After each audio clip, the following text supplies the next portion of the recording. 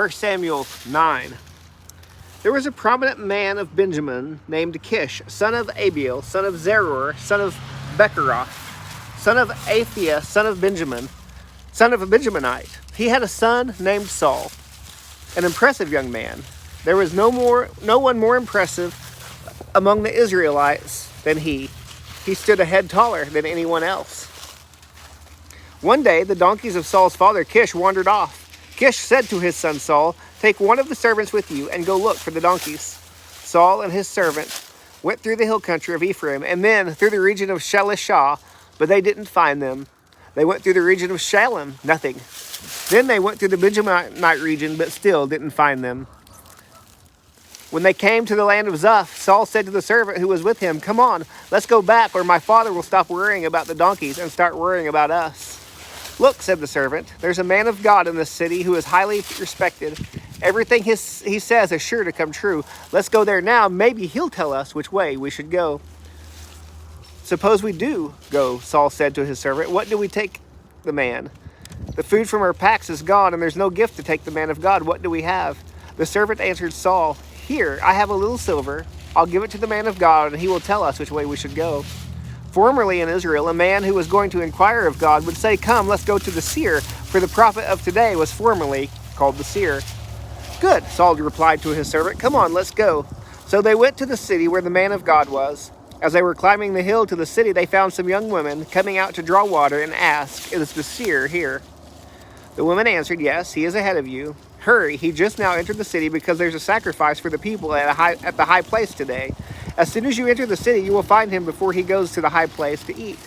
The people won't eat until he comes because he must bless the sacrifice. After that, the guests can eat.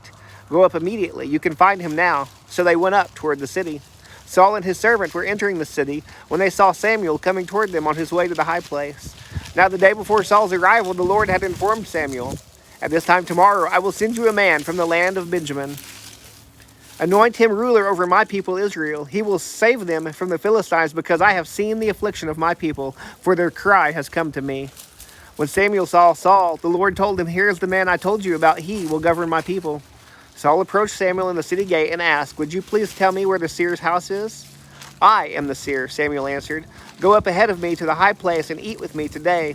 When I send you off in the morning, I'll tell you everything that's in your heart. As for the donkeys that wandered away from you 3 days ago, don't worry about them because they've been found. And who does all Israel desire but you and all your father's family?" Saul responded, "Am I not a Benjaminite from the smallest of Israel's tribes? And isn't my clan the least important of all the clans of the Benjaminite tribe? So why have you said something like this to me?" Samuel took Saul and his servant, brought them to the banquet hall, and gave them a place at the head of the 30 or so men who had been invited. Then Samuel said to the cook, "Get the portion of meat that I gave you and told you to set aside." The cook picked up the thigh and what was attached to it and set it before Saul.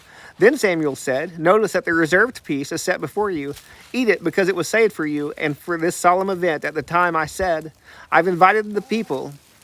So Saul ate with Samuel that day. Afterward, they went down from the high place to the city, and Samuel spoke with Saul on the roof. They got up early, and just before dawn, Samuel calls to Saul on the roof, "Get up, and I'll send you on your way." Saul got up, and both he and Samuel went outside. As they were going down to the edge of the city, Samuel said to Saul, "Tell the servant to go on ahead of us, but you stay for a while, and I'll reveal the word of God to you." So the servant went on.